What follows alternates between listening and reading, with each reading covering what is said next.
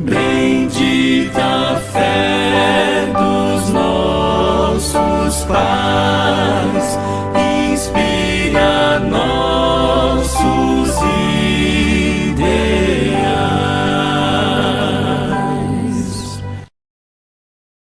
Citações de Ellen White, maliciosamente usadas, para tentar apoiar a Trindade. Parte 2. Observe essa citação de Ellen White. Agora um pequeno ponto. Quando os santos no reino de Deus são aceitos no amado, eles ouvem: vinde, benditos de meu Pai, herdem o reino que vos está preparado desde a fundação do mundo. E então as harpas douradas são tocadas, e a música flui por toda a hoste celeste, e eles se prostram, e adoram o Pai, e o Filho, e o Espírito Santo. Manuscrito 139, de 1906. Será que Ellen White escreveu: e eles se prostram, e adoram o Pai, e o Filho, e o Espírito Santo? A resposta é definitivamente não. Ellen White não escreveu estas palavras com sua própria mão. Isto deveria ser óbvio, para todo sincero pesquisador da verdade. Porque esta frase contradiz uma infinidade de outras citações que ela escreveu, com sua própria mão, e também contradiz a Bíblia. Não existe nenhum texto na Bíblia que ordene prostrar e adorar o Espírito Santo. Na terça-feira 24 de julho de 1906, Ellen White pregou um sermão em Oakland, Califórnia, e um taquígrafo escreveu este sermão. Essa declaração não é da pena de Ellen White, é apenas um relato de um sermão que ela pregou.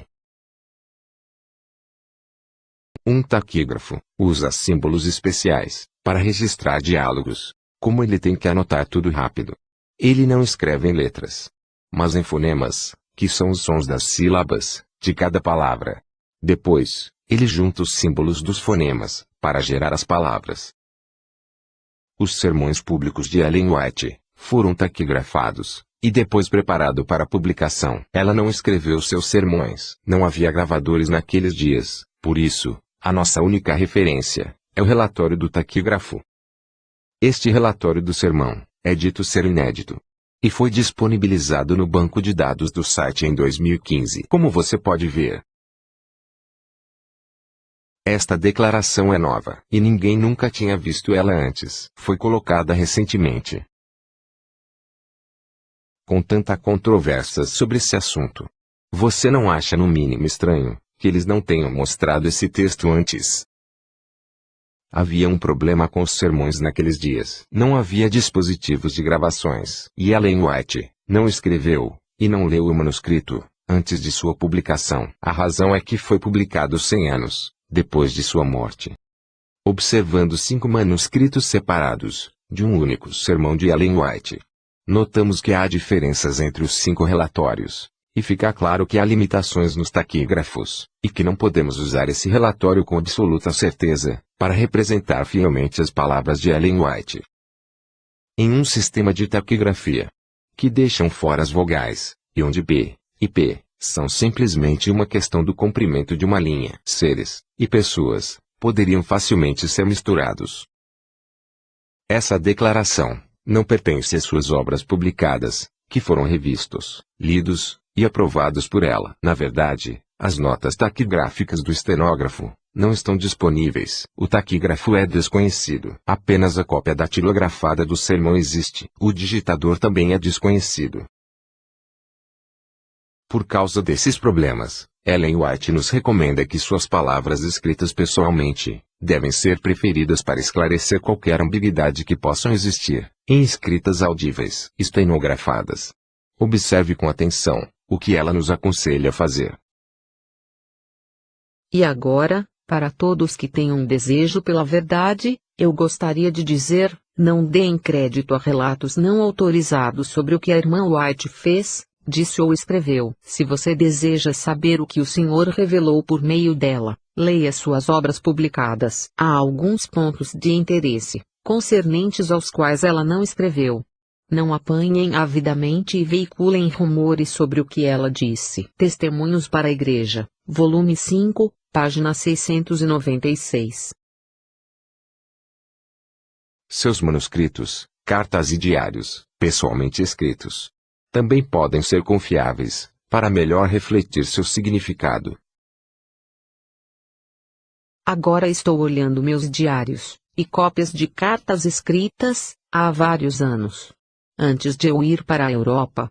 Antes de você nascer, eu tenho vários assuntos preciosos para reproduzir e colocar diante das pessoas, em forma de testemunho. As pessoas devem ter essas coisas para reviver a história passada, para que vejam que existe uma cadeia direta de verdade, sem uma oração herética, naquilo que escrevi. Nisto, eu sou instruída a ser uma carta viva para todos em relação à minha fé. Carta 329-A, 1905. Essa declaração, de que devemos adorar o Espírito Santo, contradiz milhares de outras declarações que ela escreveu com sua própria mão, bem como as Escrituras. Para Ellen White, Deus Pai é o supremo ancião de dias. Ela diz: Jeová, o Ser Eterno, existente por si mesmo, incriado, sendo o originador e mantenedor de todas as coisas, é o único que tem direito à reverência e culto supremos. Patriarcas e Profetas, página 305. Ela também escreveu que Jeová nosso Pai, e seu Filho Jesus Cristo, somente, devem ser exaltados. Manuscrito 11. 1898.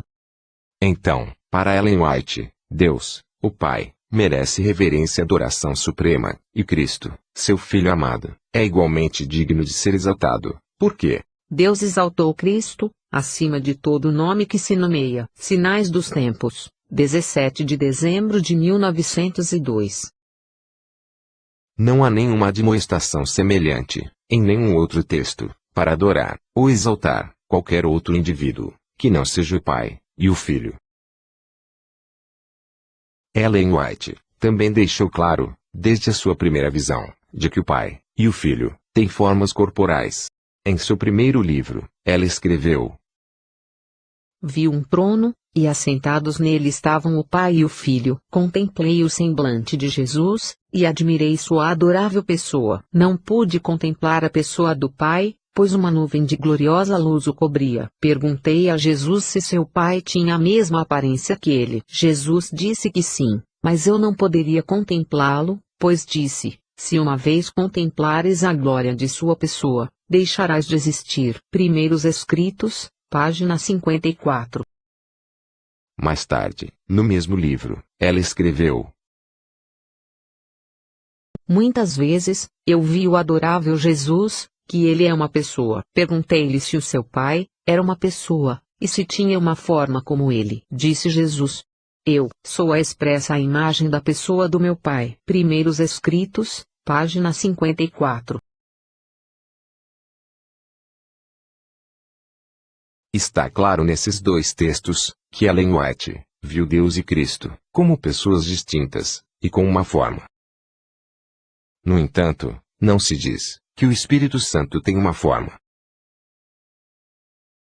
O Espírito Santo não é um indivíduo separado e distinto, como o Pai e o Filho, que possa receber adoração, mas é o trabalho de Deus e Cristo aqui na Terra e em todo o universo. Ellen White ensinou que o Espírito Santo é o Espírito de Deus, vindo a nós, através do seu Filho. O Espírito Santo é o Espírito de Cristo, que é enviado a todos os homens. Manuscript Releases, volume 14, página 84. Queremos que o Espírito Santo, que é Jesus Cristo. Carta 66, 10 de abril, de 1894. Ela deixou claro que o Consolador de João 14, versos 16 e 17, é a onipresença de Jesus. Veja. João 14, 16 e 17, isso se refere à onipresença do Espírito de Cristo, chamado Consolador. Manuscript Releases, volume 14, página 179. Ela não só identifica o Espírito Santo, como o Espírito de Cristo, como também identifica apenas dois seres sozinhos. Não três. Na criação, o Pai só tinha um companheiro. O soberano do universo não estava só, em sua obra de beneficência. Tinha um companheiro, um cooperador, que poderia apreciar seus propósitos e participar de sua alegria ao dar felicidade aos seres criados. Patriarcas e Profetas, página 34. Apenas dois seres. O pai e o filho, eles eram dois. Mas muito perto de serem idênticos, dois em individualidade, mas um em espírito, coração e caráter. O Instrutor da Juventude, 16 de dezembro, 1897. Apenas dois seres.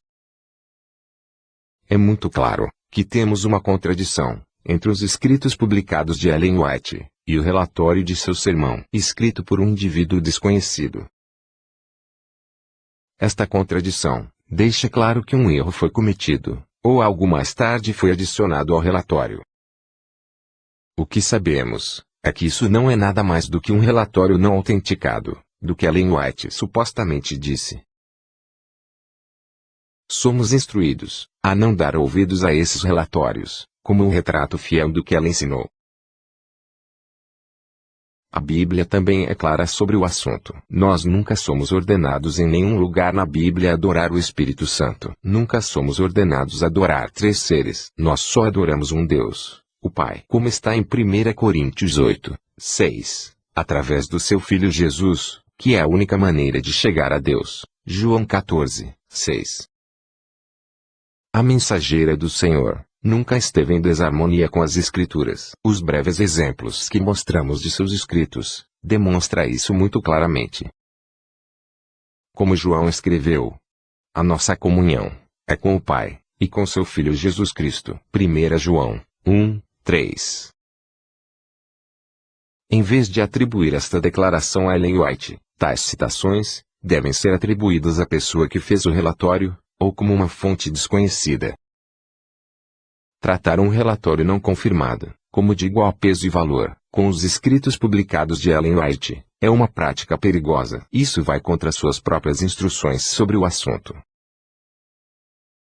Voltando à questão da adoração ao Espírito Santo, veja o que disse Uriah Smith, ao responder a uma pergunta em 1896.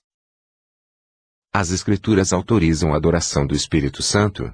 Resposta: não conhecemos nenhum lugar na Bíblia onde somos ordenados a adorar o Espírito Santo, como foi ordenado no caso de Cristo, Hebreus 1, 6, ou onde encontramos um exemplo da adoração do Espírito Santo, como no caso de Cristo, Lucas 24, 52. Uriah Smith, Review and Herald, 27 de outubro de 1896. Portanto, antes de decretar que Ellen White era trinitariana, e que está autorizando a adoração ao Espírito Santo, nós devemos sempre procurar o equilíbrio, e harmonizar completamente todos os textos que Deus revelou, não apenas escolhendo algumas declarações, e ignorando, ou marginalizando outras. Procuremos a compreensão bíblica do trio celestial, como explicado por Ellen White, e os pioneiros adventistas.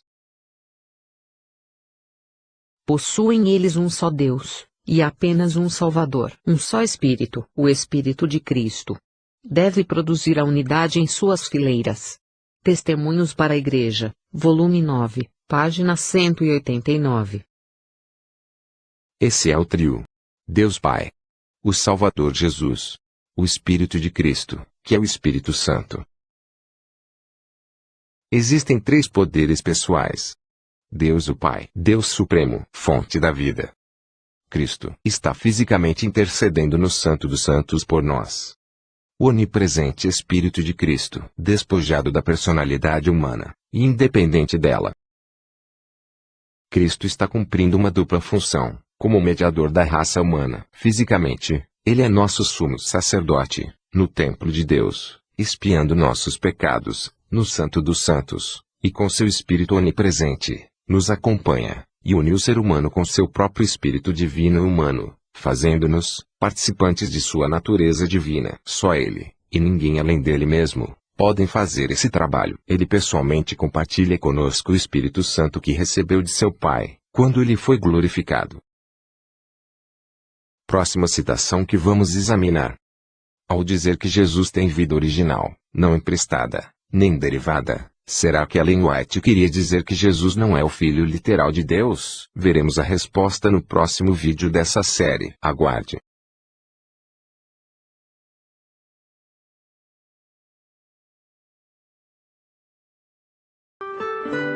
Grupo Adventista de Cotia, levando a verdade até você.